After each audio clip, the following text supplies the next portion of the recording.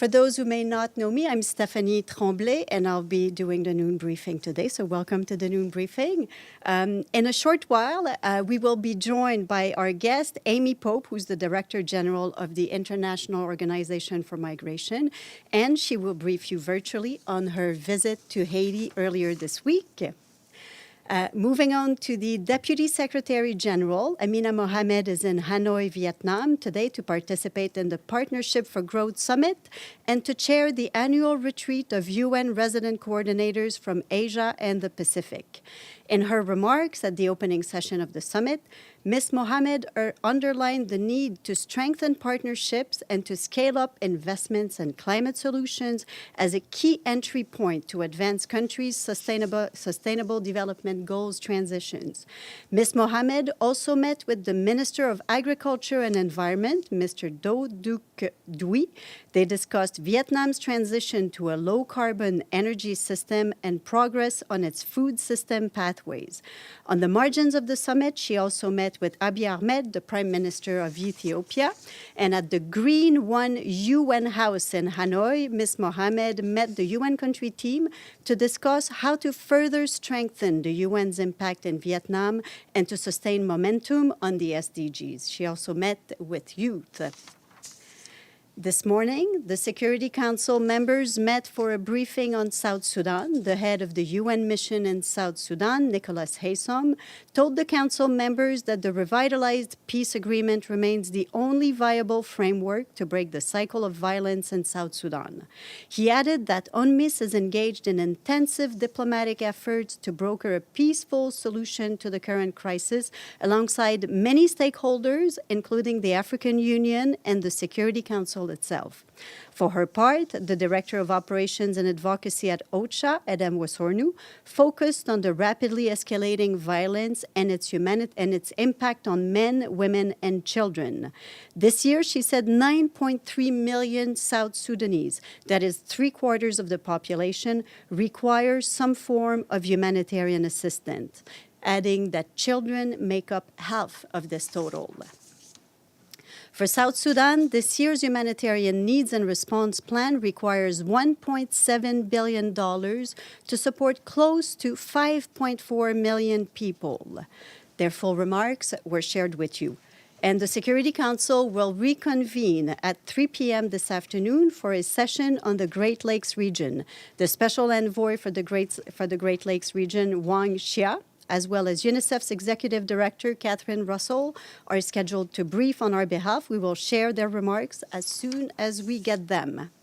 And we wanted to welcome the consensus achieved a few hours ago on a draft pandemic agreement reached in Geneva after more than 3 years of intensive negotiations.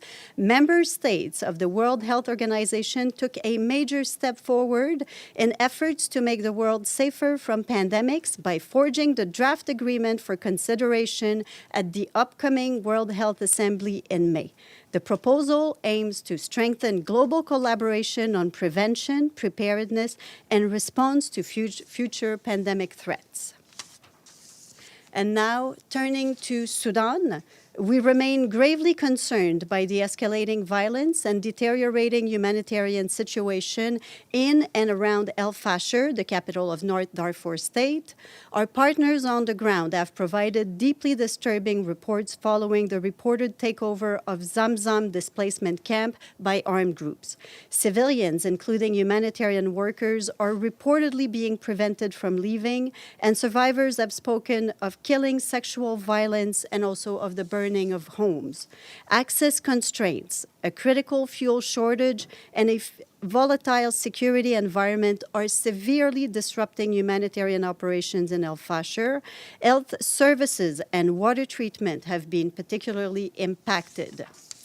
Meanwhile, in Khartoum State, drone attacks on April 14th on power infrastructure have left large parts of the districts of Badda, Karari, and Omdurman without electricity or clean water. Once again, we call on all parties to the conflict to protect civilians and to facilitate humanitarian access. We also urge increased international support to ensure that the delivery of essential aid to the most vulnerable people in Sudan continues. And we were asked yesterday, I believe, by Edie about the London Conference on Sudan, and I can tell you that we welcome the convening of the conference like we did yesterday, and all efforts to mobilize international engagement in support of peace, the protection of civilians, and humanitarian access in the country. We also welcome the significant amounts of funding announced during the conference, and as the Secretary General has said many times, we must keep our focus on finding an end to this brutal conflict. Thank you.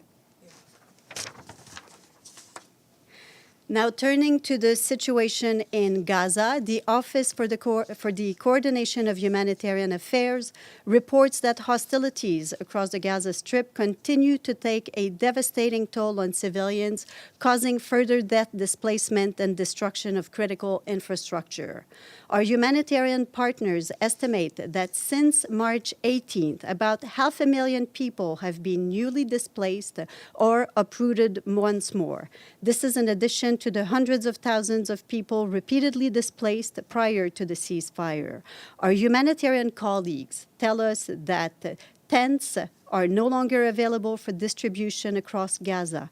In the town of Bani Suhaila in Khan Yunis Governorate, for example, families who had recently been displaced received only modest quantities of blankets and tarpaulins.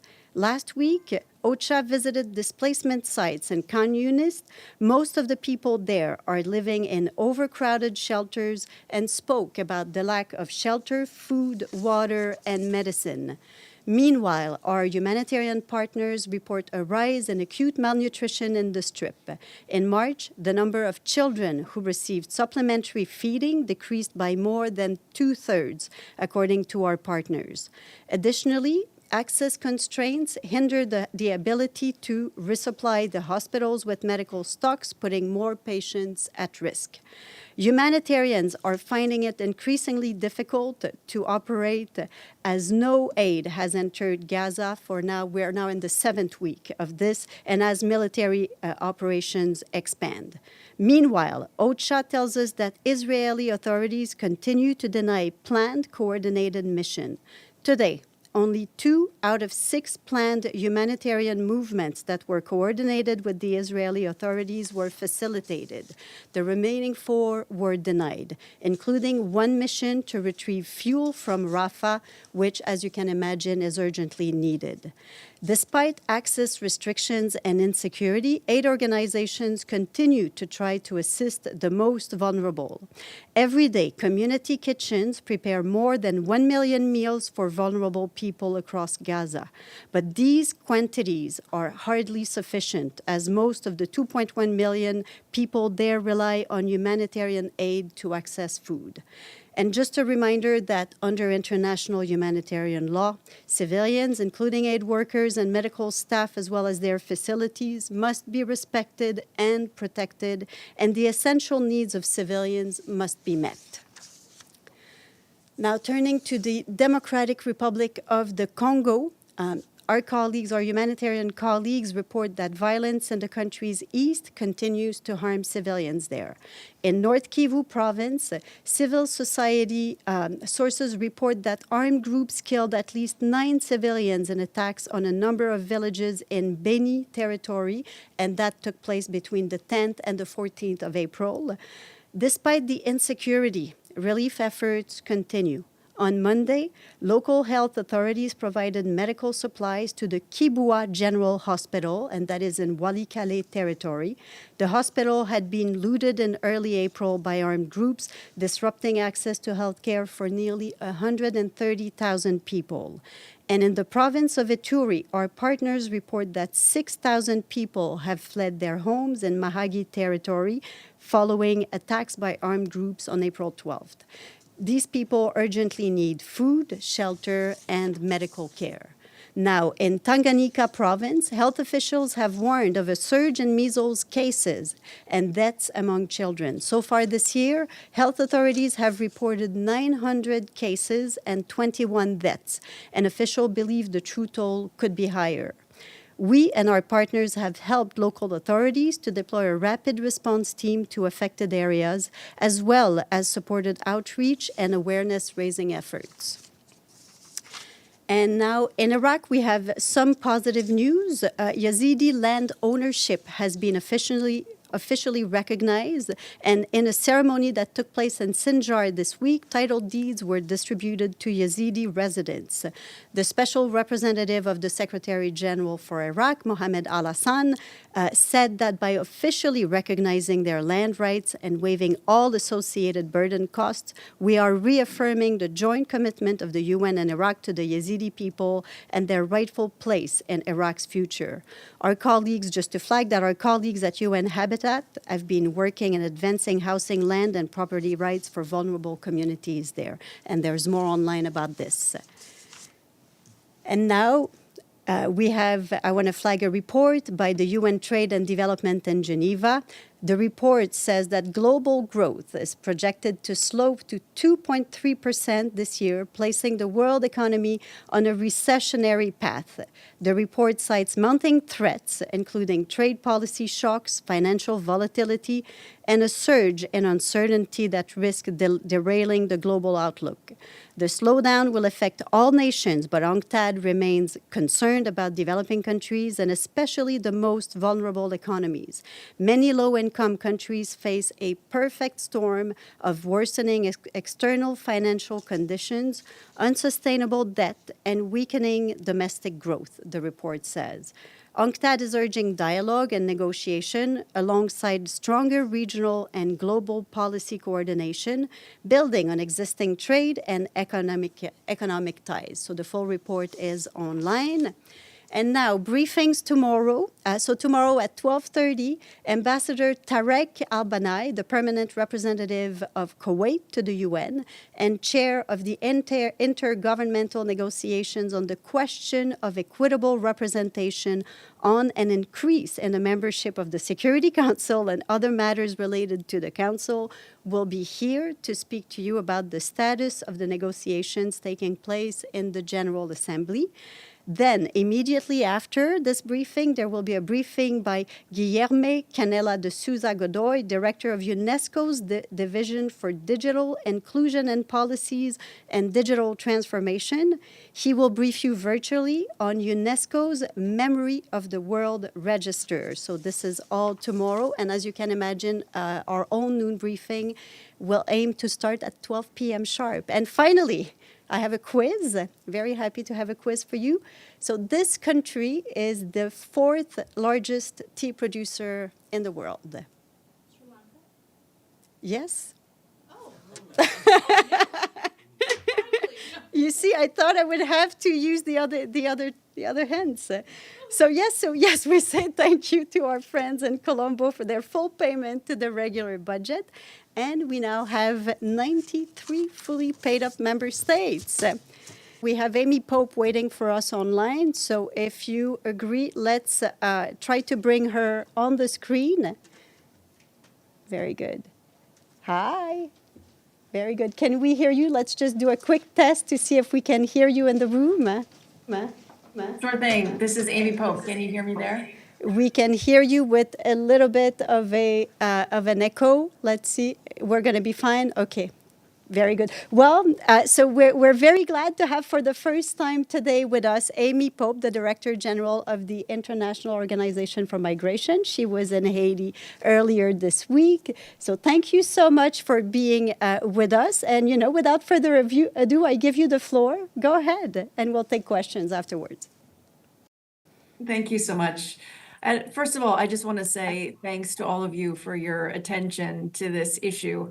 And I know that the issue of Haiti is competing with so many humanitarian crises all over the world. And we see it firsthand because we're operating on the ground firsthand. But Haiti is one that unfortunately has not received the level of attention or funding that is so desperately needed at this moment in time.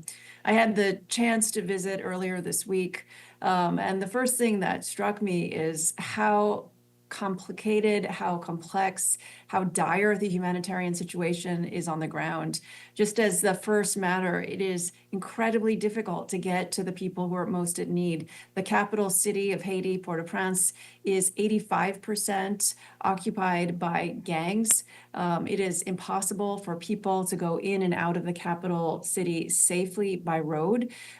Even for the humanitarian workers and the diplomats who work in the capital, they have to go into Cap Haitien and then take a helicopter. Helicopter doesn't always work regularly and is not able to travel predictably. So even getting humanitarian aid and access to the people in need is extremely difficult.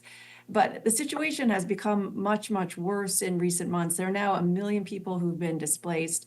I had the chance to see some of the humanitarian sites, the sites for the displaced people in the capital, and you just see thousands of people who are stacked one on top of the other in very, very tight quarters with very little access to the most basic services. Latrines are often not functional. There's very little in the way of hygiene, almost nothing in the way of protection, particularly for women and girls. The number of children on the sites is quite high. Who have no access to any kind of formal education, very little access even to informal education. So children are really just sitting around. Food insecurity is very high. And many people have been displaced multiple times as the gang violence is moving and around the city, and more people get pushed out because it's just not safe. So for us, it's, we continue to deliver. Like every other UN agency, we are navigating a complex situation, not just of access, but also financing. Of course, the United States government is and has been the major funder there. Many of our partners have lost funding altogether. So the international NGOs and local NGOs are simply unable to work at the same scale they had been working before. And of course, they were not able to meet all of the humanitarian needs that existed even before these most recent funding cuts. The question I think on the table for all of us is just a recognition that what's happening in Haiti is not going to stay in Haiti, and how do we create a system when there's more stability, where there's more security, when there's more hope for the Haitian people. Of course, as the head of the International Organization for Migration, we do see the number of Haitians who are leaving, who want to leave, it continues to be a pressure. And of course, many countries are returning Haitians to the country into a situation where the infrastructure is simply not well equipped to deal with the returns. Now, our first plea, of course, is for security, for stability, to make sure that member states don't lose sight of the importance of peace and security there. The multinational security support for Haiti, the MSS team there, is still not at capacity. There are about 1,000 security representatives there, mostly from Kenya, but the original pledge had been for 2,500. This is a country where there are over 500,000 guns, estimates show.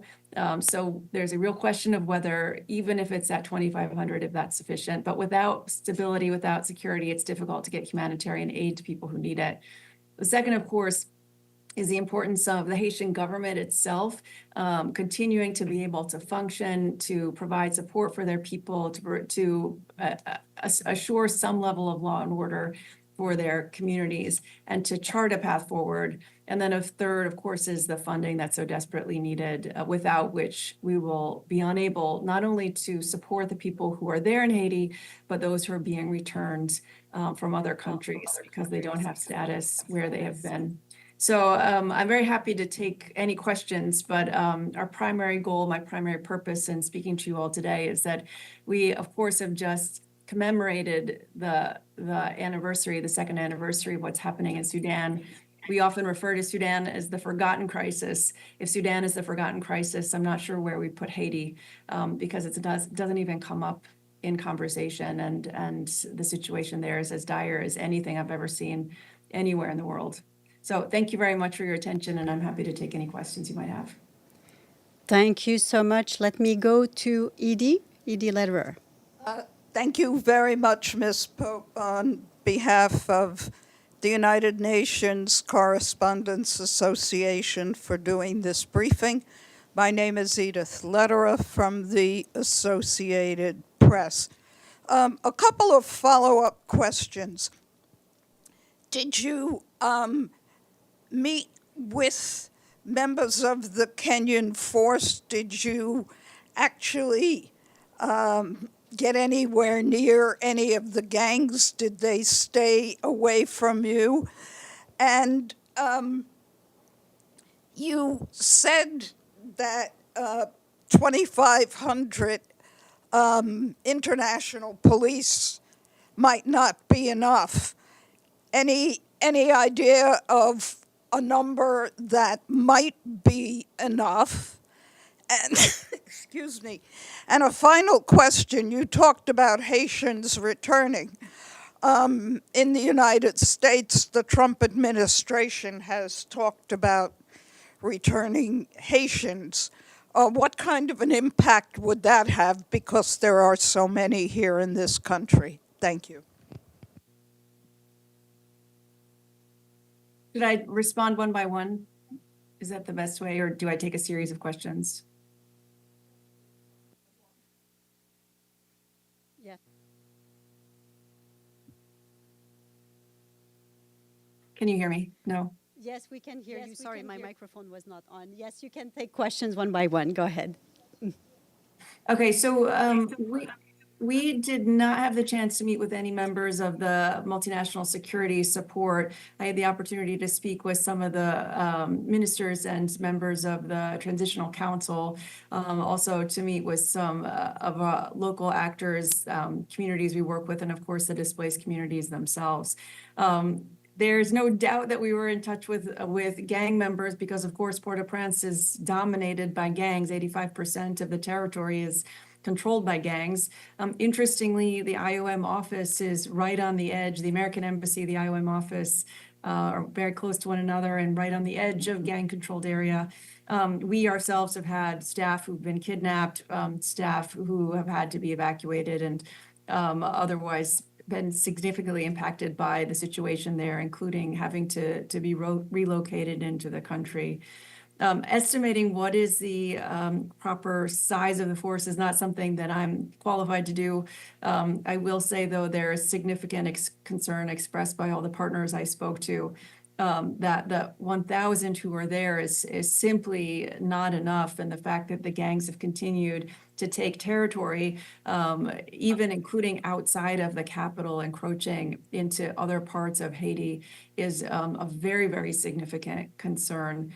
And makes the situation, the possibility of creating some level of law and order, even more difficult. In terms of the returns, now it's important to note that there are already countries that have been returning Haitians for some amount of time, most notably the Dominican Republic across the land border. In fact, last year, about 200,000 Haitians were returned. And IOM is providing support to many of the communities who come home. Unfortunately, it's often just the most basic humanitarian life-saving support, things like blankets or hygiene kits. We work with our partners at WFP to make sure that people have enough food. But the fact is, if communities are from the capital, it's nearly impossible to go back. Logistically, the roads are not open. The safety is so far from being assured. It's just not safe.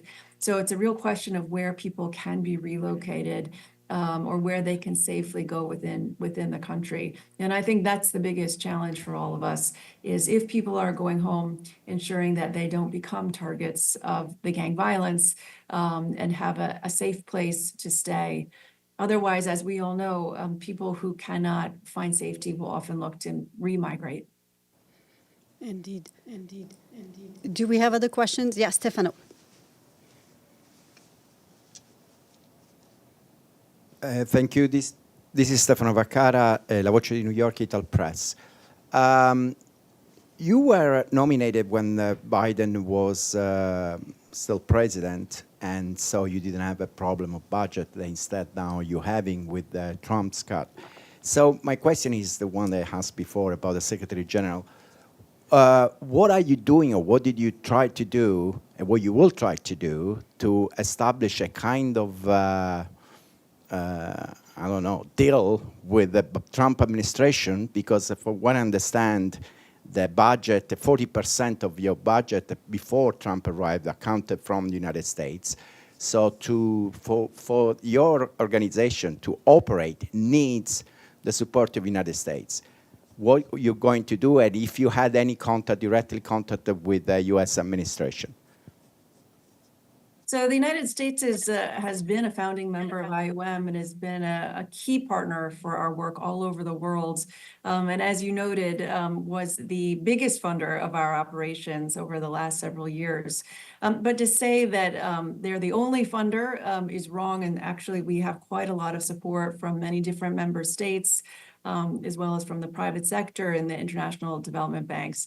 Unfortunately, we're highly projectized, which means that when the money for particular projects is no longer available, we have to stop work. And so that really is what this comes down to, ensuring that we are able to provide support to those who are most in need at a moment in time when resources across the board, and not just from the United States, are dwindling. So we have made a series of changes within our organization, including by unfortunately letting quite a lot of staff go, but also by streamlining our headquarters. We moved very, very fast to do that. We moved very fast to localize staff closer to where our operational capacity is ongoing. And we have made a number of tough decisions to make sure that we're really focused on core IOM activities and leaving to our other UN partners the work that they do best. Dulcie? Hi. Thanks very much. I'm Dulcie Lineback from Pass Blue. I'm sorry I missed your introductory remarks. Did you say, were you specific about the cuts by the U.S. to IOM? In Haiti or globally? In Haiti. In Haiti, no, I haven't spoken specifically about the cuts there. And you? The there.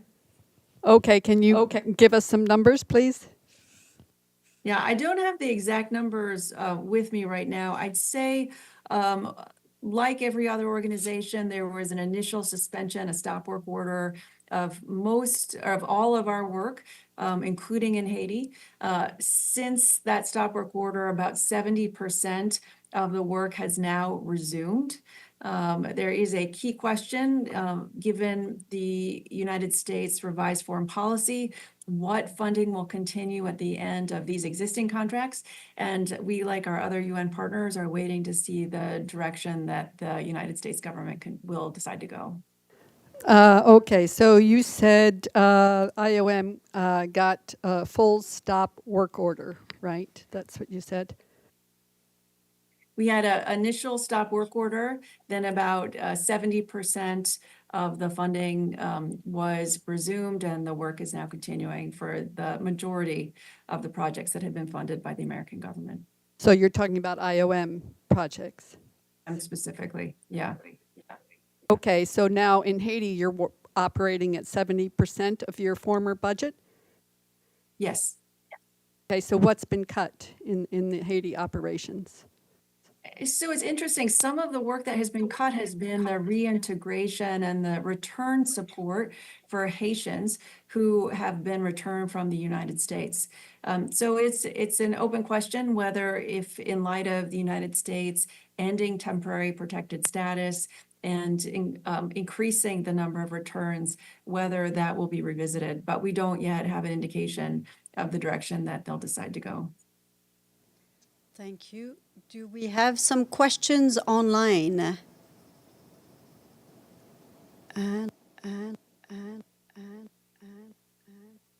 I guess not. And if there are no more questions in the room, Ms. Pope, thank you so much for joining us. Please come back anytime. You're always welcome. And thank you so much for the briefing today. And thank you, everyone, for being here. Thank you. Thank you. Thank you so much. Appreciate it. Thank you.